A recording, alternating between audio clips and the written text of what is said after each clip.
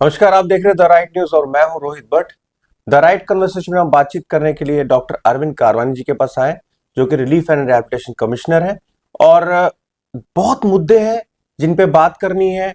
बहुत कार्य कर रहे हैं, सर के अंडर जो उनकी टीम है बहुत काम कर रहे हैं, बट फिर भी कुछ ऐसे मुद्दे हैं जिनको एड्रेस करना बहुत जरूरी है। सर, बहुत बहुत धन्यवाद समय देने के लिए। Thank you. नमस्कार आपके सभी देखने वालों को। जी, नफ्सा एक फॉर्म जो है जिसके पीछे बहुत सारे चीजें हो रही हैं, लोग भर रहे हैं। कुछ लोग हैं जो कह रहे हैं नहीं भरना है, वो अपनी कहानियां बता रहे हैं इसके पीछे। लेकिन सर, लोगों का अभी जो लोग इसे फॉर्म को भरने के लिए सामने आए हैं और फॉर्म भर रहे हैं, और आपने भी डेट एक्सटेंड कर ली है 30-31 तक। क्या कहेंगे इसके बारे में? बेसिकली कितना जरूरी है फिर से एक बार दर्शकों के लिए ये फॉर्म भरना? देखिए, मैंने बहुत सारे आपके साथ भी पहले बात हुई थी। जी। बहुत सारे जो इंटरव्यूज़ में और पब्लिक नोटिस के थ्रू हमने क्लैरिटी लाई, क्योंकि जैसे जैसे जब भी कोई नई चीज़ आती है तो ये ऑब्वियस है कि लोगों के मन में उसके प्रति सवाल होते हैं। जी। अ, इसकी इम्प्लीकेशन क्या होती है। जब भी कोई नई स्कीम आती है तो ये ऑब्वियस है कि लोगों के मन में प्रश्न आएंगे। हम्म। और शुरू शुरू में जब अगस्त के बाद जब ये नोटिफिकेशंस आ गए, फूड सिक्योरिटी रूल्स में चेंज हुए, SO जी। 390 एंड 392 एंड SO 393 13 अगस्त को, तो उसके इमीडिएटली बाद इलेक्शंस आ गए। जी। तो उस वजह से जो गवर्नमेंट मशीनरी सारी इलेक्शंस के साथ हम बिजी हो गए। लेकिन इलेक्शंस के फ़ौरन बाद हमने इसमें जगह जगह अवेयरनेस कैंप्स किए, जिसमें हमने लोगों को इसके बारे में डिटेल में जानकारी दी। और जहाँ जहाँ मुझे पूछा, मीडिया ने पूछा या लोगों ने पूछा, इंडिविजुअल्स ने पूछा, तो मेरे पास काफ़ी लोग भी आए शुरू शुरू में जिन्होंने पूछा, जिनको इसके बारे में कुछ क्वेरीज थी। जी। तो वो हमने क्लियर की है। और काफ़ी लोगों ने फॉर्म भरा है, जी। मेजॉरिटी ने फॉर्म भरा है। जी। जो इस चीज़ का प्रूफ है कि लोग क्लियर है अपने माइंड में। हमने ये कहा कि जब राशन कार्ड्स जो माइग्रेंट के हैं, जब ये डिजिटाइज हो जाएंगे और जब ये नेशनल फूड सिक्योरिटी एक्ट के डेटाबेस के साथ लिंक हो जी। जाएंगे, जी। तो इनकी कैटेगराइजेशन होगी। हम्म। कैटेगराइजेशन के बेसिस पे ही आगे गवर्नमेंट की बहुत सारी स्कीम्स है जिनका लाभ ले पाएंगे। जी। आप जानते हैं कि हमारी कम्युनिटी में बहुत सारे ऐसे अंडर प्रिविलेज्ड लोग हैं जी। जी। जिनको ओल्ड एज पेंशन्स की ज़रूरत है, हम्म। जिनको विडो पेंशन की ज़रूरत है, जिनको डिसेबिलिटी पेंशन की ज़रूरत है, मैरिज असिस्टेंस की ज़रूरत है, जिनको स्कॉलरशिप्स की ज़रूरत है, जिनको आयुष्मान भारत गोल्डन कार्ड की ज़रूरत है। तो ये सारे बेनिफिट जो है, ये जब वंस कैटेगराइजेशन हो जाती है और हमारा जो रिकॉर्ड है डिजिटाइज होकर नेशनल डेटाबेस के साथ जब हमारा रिकॉर्ड मिलेगा, जी। तो उससे कॉन्सिक्वेंटली जो बेनिफिट्स फ्लो हो जाएंगे। जी। जैसे मैं ये बताऊंगा कि हम्म। प्रायोरिटी हाउस होल्ड है, PHH है, हम्म। तो उनको immediately old age pension, window pension, disability pension, बल्कि जो NPHH में होंगे उनको भी डिसेबिलिटी पेंशन मिलेगा। हम्म। और ये चीज़ हमने क्लियर की कि इससे माइग्रेंट स्टेटस पर कोई फ़र्क नहीं पड़ेगा। हम्म। सिर्फ जो ये SO निकले हैं, फूड सिक्योरिटी रूल्स में चेंज हुई है, रिलीफ कमिश्नर हेडेड कमेटी बनाई है। और इस कमेटी ये जब स्क्रूटनाइज करेगी और फिर रिलीफ कमिश्नर की रिकमेंडेशन पे ये कार्ड्स इशू हो जाएंगे और ये कार्ड्स कैटेगराइज हो जाएंगे PHH में, NPHH में या एक्सक्लूजन कैटेगरी में। जी। लेकिन माइग्रेंट स्टेटस पर कोई फ़र्क नहीं पड़ेगा। जो लोग ऑलरेडी रिलीफ कैटेगरी में हैं, हम्म। जिन्होंने ऑलरेडी जो राशन लेते हैं, कैश असिस्टेंस लेते हैं, उनका जैसे लास्ट ईयर है वही चीज़ कंटिन्यू होगी, कंटिन्यू। उनको कोई सर, फ़र्क नहीं एक पड़ेगा। एक र्यूमर जो फैलाया जा रहा है, लोगों के बीच में भ्रम फैलाया जा रहा है कि जब ये कैटेगराइज होगा उसके बाद कैटेगराइज करने के बाद जिनकी इनकम ज्यादा होगी उनके राशन कार्ड बंद कर दिए जाएंगे। क्या ऐसा कुछ? नहीं, आपने खुद ही कहा कि भ्रम है, जी। र्यूमर है, तो मैं यही कहूँगा कि र्यूमर है, जी। बिल्कुल बेबुनियाद है, कोई हम्म। ऐसी बात नहीं है। हम्म।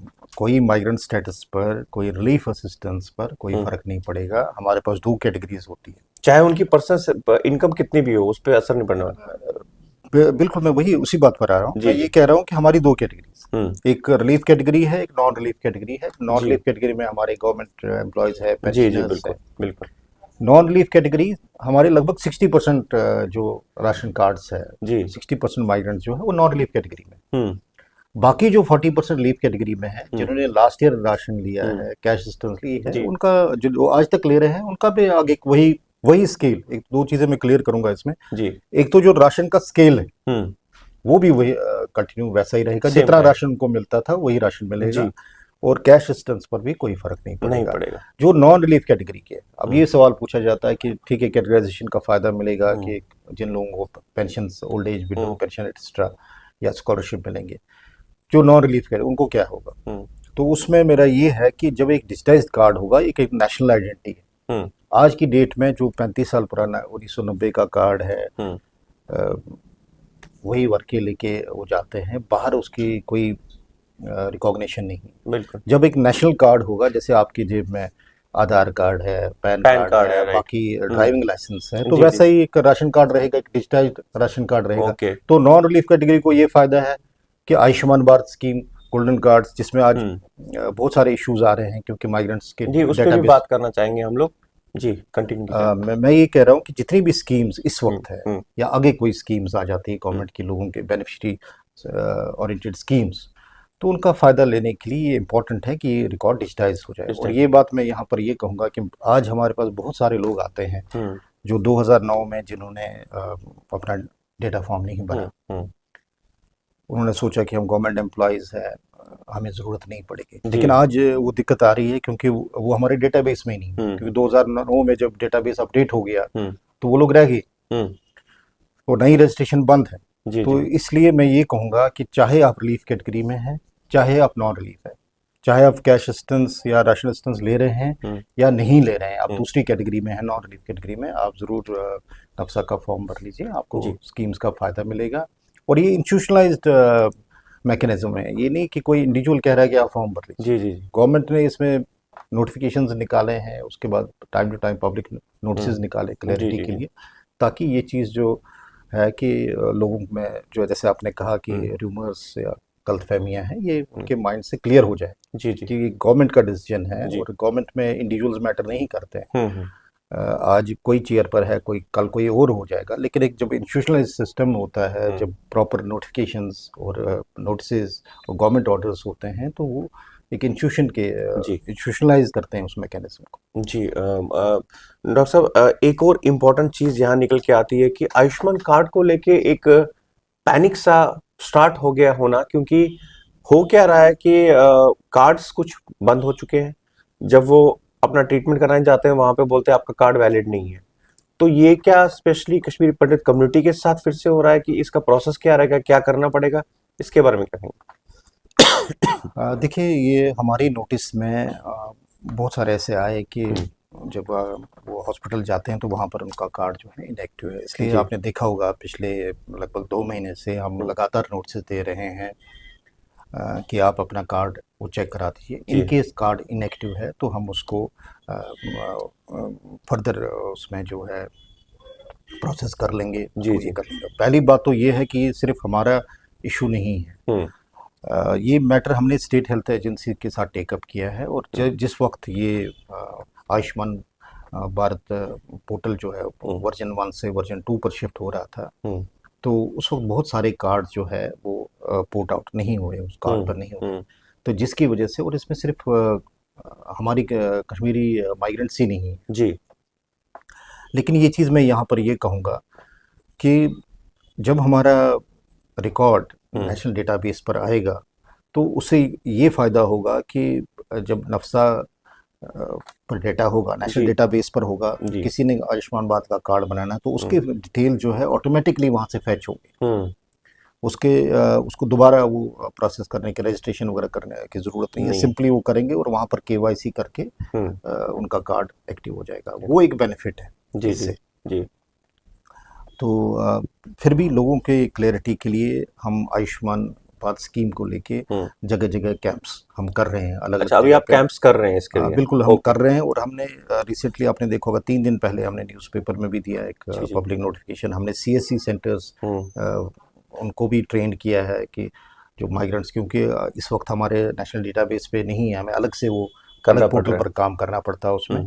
तो उनको भी हमने ट्रेनिंग दी है हमारे 6-7 लोकेशंस अक्रॉस द सिटी, ताकि माइग्रेंट्स का जी। जो है वहाँ पर कार्ड वो रजिस्ट्रेशन हो जाए। हम्म। कुछ इश्यूज आ रहे हैं इसमें अभी भी, जैसे मेंबर नहीं ऐड ऑन हो रहा है। राइट। एक बार रजिस्ट्रेशन हो जाती है, फिर मेंबर ऐड करना उसमें दिक्कत आ रही है। वो हमने स्टेट हेल्थ एजेंसी के साथ टेकअप किया है, और रिसेंटली भी इसमें एक हाई लेवल पर एक मीटिंग हुई जहाँ पर जी जी। सीईओ स्टेट हेल्थ एजेंसी भी थे, उनको भी कहा गया है।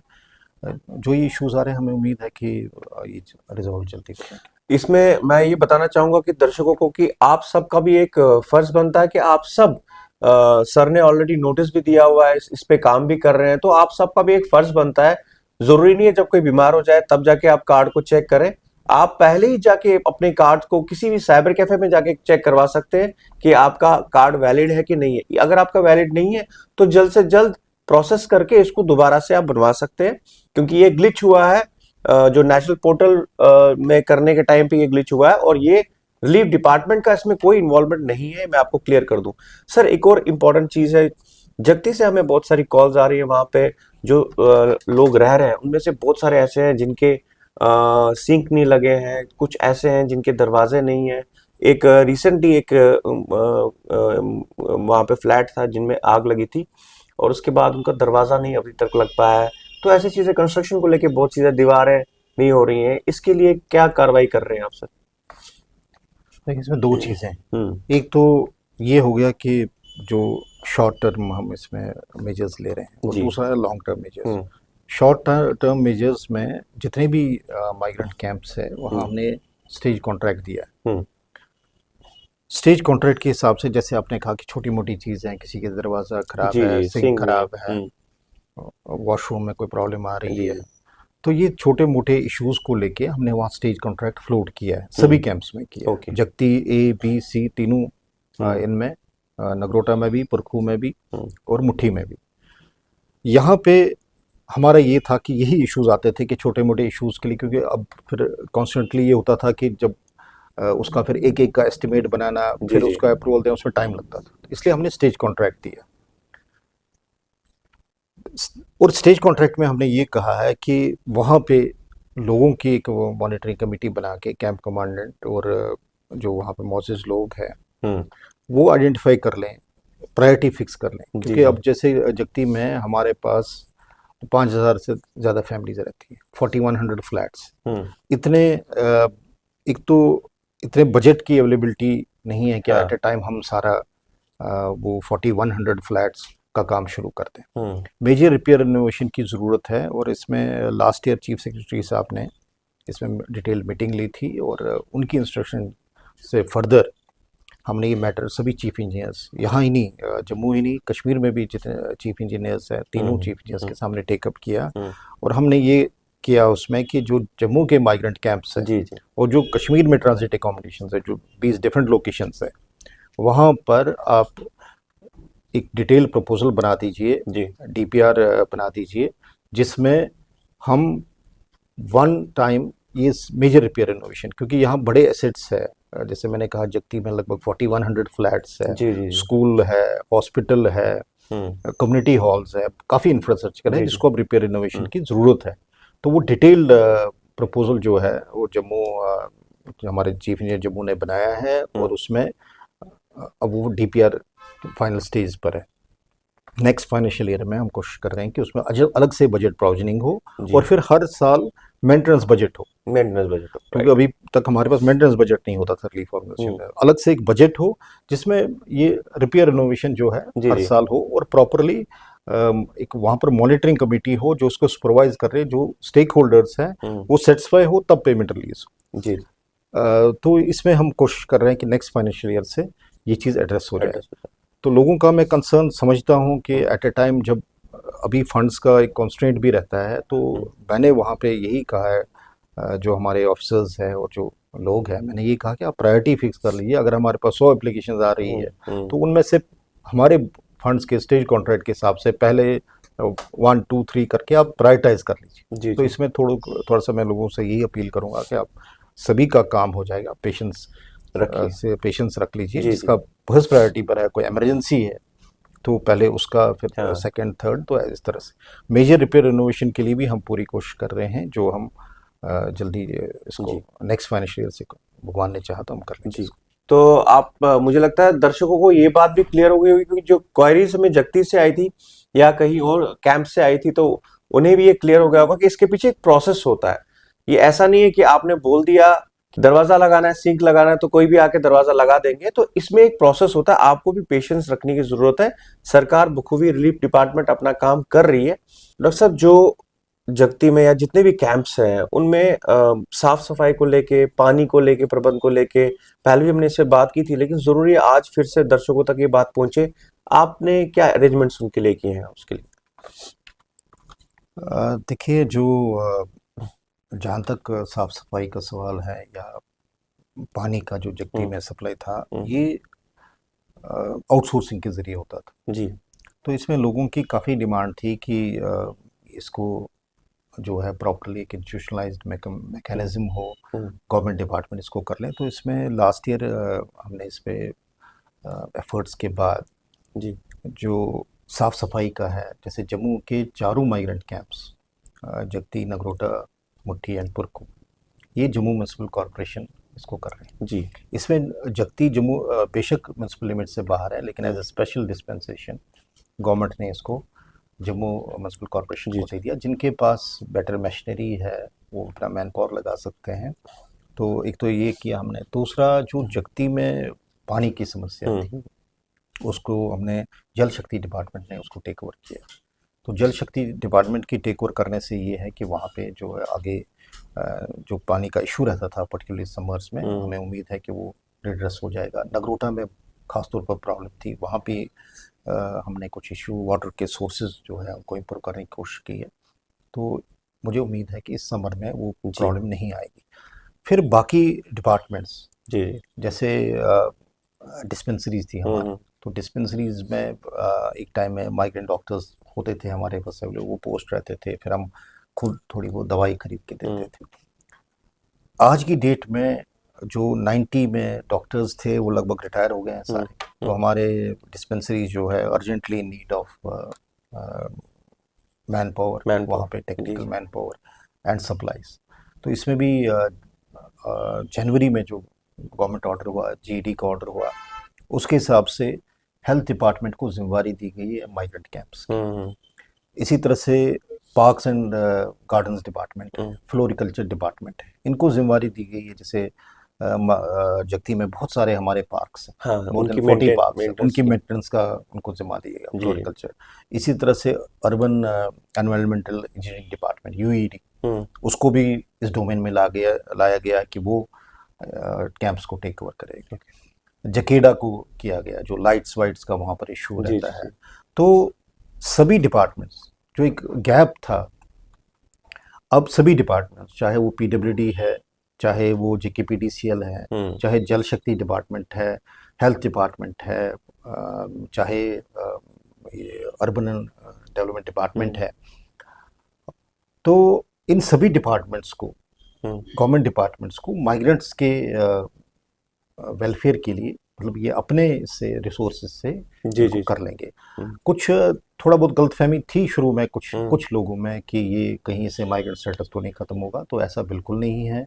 गवर्नमेंट डिपार्टमेंट्स जो है वो वहाँ सर्विसेज प्रोवाइड कर रहे हैं, वही सारी सर्विसेज जो जी एक जी आम एक शहरी को मिलती उनके है, नॉन बेनिफिट के लिए मैजिस्ट्रेट, ये हाँ, चीजें उनके हो रही हैं। बेनिफिट के लिए। राइट तो राइट इसमें बिल्कुल ऐसा नहीं है कि कोई, क्योंकि शुरू शुरू में कुछ लोगों ने कहा हम्म था जिससे हमारा माइग्रेंट स्टेटस नहीं है, ऐसा हम्म, बिल्कुल नहीं है। कोई स्टेटस इससे ख़त्म नहीं होगा, जी बल्कि सर्विसेज और इम्प्रूव। हम्म इसके साथ साथ मैं ये कहूँगा कि कश्मीर जो हमारे पीएम पैकेज एम्प्लॉयज़ है, ट्रांजिट अकोमोडेशंस जी जी में रहते हैं, उनके लिए भी वहाँ concern municipality, concern municipal corporation, hmm उनको भी ये जिम्मेवारी दी गई है जो जीडी का ऑर्डर निकला है जनवरी में। तो हम फॉलो अप कर रहे हैं इसको कि ताकि वो ये सारी सर्विसेज जो हम्म है डिपार्टमेंट्स की वो कैंप्स तक पहुँचे।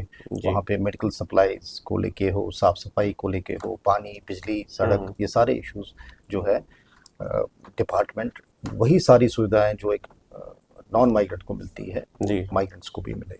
जी डॉक्टर साहब, इसमें आपने बात की कश्मीर के क्वार्टर्स की बात की जो पीएम पैकेज के लिए बन रहे हैं, जेवन कब तक उन्हें हैंड ओवर होगा? क्योंकि आपने एक प्रोविजनल लिस्ट निकाली थी, उसके बाद अभी दूसरी लिस्ट आई नहीं है, तो जेवन का क्या इशू है, कब तक वो उन्हें मिल पाएगा? हमने उसमें प्रोविजनल लिस्ट निकाला जिसमें काफ़ी क्लेम्स ऑब्जेक्शंस आए हैं। अच्छा। उन क्लेम्स ऑब्जेक्शंस को हमने एग्जामिन किया। हम्म। एक तो मैं ये कहूँगा कि जहाँ हम एक्चुअल पोजीशन अभी नहीं दे रहे हैं, हाँ जी। वो हम इस वजह से नहीं दे पा रहे हैं कि वहाँ अलाइड वर्क्स कंप्लीट नहीं है, जी वहाँ जी सिक्योरिटी वॉल सबसे इम्पोर्टेंट है कि वहाँ जी जी जी जी। Safety and security of the allottees hmm. जो हमारे एम्प्लॉयज़ रहेंगे वहाँ पे एक सिक्योर एनवायरनमेंट में होने चाहिए और बिल्कुल उनको बिल्कुल। सारी सुविधाएं वहाँ होनी चाहिए। अलाइड वर्क्स पर बड़े ज़ोर शोर से काम चल रहा है। जी। जब ये काम अलाइड वर्क्स हमारे कंप्लीट होंगे तो हम पोजीशन दे देंगे। दे देंगे। तो मैं ये सभी पीएम पैकेज एम्प्लॉय से निवेदन करता हूँ कि आप अ, आपने जो एप्लीकेशंस दी हैं वो हमने ऑन रिकॉर्ड रखी है, एग्जामिन किया है हम्म। और आपको जो गवर्नमेंट का जो क्राइटेरिया है strictly as per that criteria hmm. हम आपको अलॉटमेंट कर लेंगे और पोजीशन दे देंगे एज पर जैसे जैसे कंप्लीशन हो जी जाती है। जी जी। एक और प्रश्न आता है यहाँ पे कि जो इमूवेबल प्रॉपर्टीज है उसको लेके बहुत सारे डाउट्स हैं लोगों के मन में कि उसको कैसे हम टैकल करें, हम वहां जाएं, कैसे, किससे कांटेक्ट करें, क्या करें, इसके बारे में क्या कहेंगे? ये एक जेन्युइन कंसर्न है हम्म। क्योंकि मेरे पास काफ़ी पब्लिक हियरिंग, एक तो मैं ये बताता हूँ कि डेली 12 बजे पब्लिक हियरिंग हमें रखी होती है रिलीफ कमिश्नर ऑफिस जी। में। बहुत सारे लोग आते हैं जो एक्चुअली कहते हैं कि वहाँ पे हमारा कहीं लैंड इलीगली एनक्रोच हुआ हम्म। है या कोई पेपर टैम्पर हुआ है हम्म। रेवेन्यू का। तो इसको लेके काफ़ी इश्यूज है। तो इसमें रिसेंटली एक हाई लेवल पर मीटिंग हुई हम्म। जिसके बाद हमने इसमें एक ऑर्डर निकाला है लोगों को फैसिलिटेट करने के लिए। हम्म।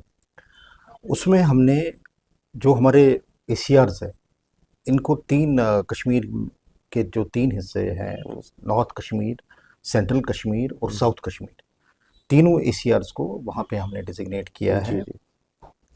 वहाँ की डिस्ट्रिक्ट एडमिनिस्ट्रेशन के साथ कोऑर्डिनेट कर लेंगे। हम्म। वहाँ के जितने भी इश्यूज़ हैं, एक तो मैं ये कहूँगा इसमें ये प्रोसेस चला है कि जल्दी शायद इसमें हर डिस्ट्रिक्ट से एक नोडल ऑफिसर अपॉइंट हो जाएगा जी जी। जो हमारे एसीआर के साथ कोऑर्डिनेट कर लेगा। हम्म। जितने भी इश्यूज हैं माइग्रेंट्स के हम्म। रेगुलर बेसिस पे वो उसको हम्म। फॉलो अप करेंगे। हमने इसमें शेड्यूल भी बनाया है कि जो हमारे एसीआर हैं कम से कम एक हफ्ता वैली में एज पर रोस्टर रहेंगे जी। और जो इश्यूज वहाँ पे डिस्ट्रिक्ट एडमिनिस्ट्रेशन के साथ हैं जितने भी मैटर्स है, चाहे वो माइग्रेंट्स के मैटर है, चाहे पीएम पैकेज एम्प्लॉयज़ जी जी के जी। मैटर्स है, जितने भी इश्यूज हैं, यही नहीं कि जो कंप्लेंट्स है हम्म। बल्कि रेगुलर सिंपल इश्यूज होते हैं। कहीं म्यूटेशन का इशू होता जी है, जी जी। कहीं जो बहुत सारे इनहेरिटेंस इश्यूज, वाला हाँ, सर्टिफिकेट बहुत होता सारे। है, जी जी जी। लीगल लीगल हायर सर्टिफिकेट होता है। इन इश्यूज को लेके एक आम माइग्रेंट को, क्योंकि वो नॉर्मल सर्कमस्टेंस में वहाँ जाता है और उसको परस्यू कर लेता है, अब वो बाहर रह रहा है due hmm. To these circumstances, तो उसको फैसिलिटेट करने के जी लिए जी जी। फर्दर हम जो इमूवेबल प्रॉपर्टी पोर्टल है जी उसको जी। उसमें भी कुछ इम्प्रूवमेंट्स का कर रहे हैं ताकि माइग्रेंट सेटिस्फाई हो जाए कि जो उसने कंप्लेंट लॉन्च की है फाइनल वो जब उसका डिस्पोजल होगा उससे पहले वो उस पर अपने कमेंट्स पास कर लेगा। जी ये चीज़ें हम इसमें कर रहे हैं। इसके अलावा जो यहाँ पे हमारे कैंप्स हैं जी जी। यहाँ भी हमने अपने ऑफिसर्स को हफ्ते में एक दिन डेडिकेटेड रखा वहाँ पे हम्म। वो इश्यूज देखें। तो मैं यहाँ पर ये कहूँगा कि जैसे बुधवार को हमारा हम्म। जगती में होता है, जी। फिर इसी तरह से थर्सडे, फ्राइडे, सैटरडे अलग अलग कैंप्स में होता है हम्म। इश्यूज। तो मैं ये कहूँगा कि जो आपके इश्यूज है वैली से रिलेटेड भी यहाँ के तो है ही है, हाँ। यहाँ तो होता ही है, जी वैली जी। से रिलेटेड इशू भी है तो अपने कंसर्न ऑफिसर को वहाँ पे जो हमारे डीसीआर है या ईसीआर है उनको ये हाईलाइट कर लीजिए वो इश्यूज, ताकि जब वो कश्मीर जाएंगे तो ये इश्यूज जो है वहाँ डिस्ट्रिक्ट डिस्कस कर एडमिनिस्ट्रेशन के साथ करेंगे और फिर मैं भी वहाँ पे कंसर्न डिस्ट्रिक्ट एडमिनिस्ट्रेशन के साथ टाइम टू टाइम वहाँ पे जो हायर अथॉरिटीज़ की इंस्ट्रक्शंस भी मिली है जी। उस उनके साथ इनके इश्यूज हाईलाइट करूँगा ताकि एक इनका एक जेन्युइन डिस्पोजल हो जाए। सर, मेरा आखिरी सवाल आपसे ये रहेगा, एक और क्वेरी हमारे पास आती है दिल्ली को लेके। दिल्ली में 9-10 महीने से 11 महीने से रिलीफ बंद है, वो सब लोग परेशान है। बट वहां पे वो कनेक्ट कर रहे हैं यहाँ के डिपार्टमेंट से, क्या उनका कंट्रोल भी आप ही के पास है, क्या है इसका? देखिए, जो जब माइग्रेशन हुई 90s में, तो बहुत सारी फैमिलीज जो है जो डायरेक्टली दिल्ली एनसीआर या बाकी सिटीज़ में भी गई। हमारे पास जो रजिस्टर्ड है, जो 90s में हमारे पास रजिस्टर हुए, जो डायरेक्टली जम्मू आए जी। या जम्मू से बाहर भी गए लेकिन यहाँ पर शुरू में रजिस्ट्रेशन थी उनकी, तो हम उन लोगों को रिलीफ बेनिफिट्स देते हैं जो रिलीफ कैटेगरी में आते हैं, चाहे वो कैश असिस्टेंस है, राशन असिस्टेंस है, वो टाइम टू टाइम इंक्रीज भी होता है।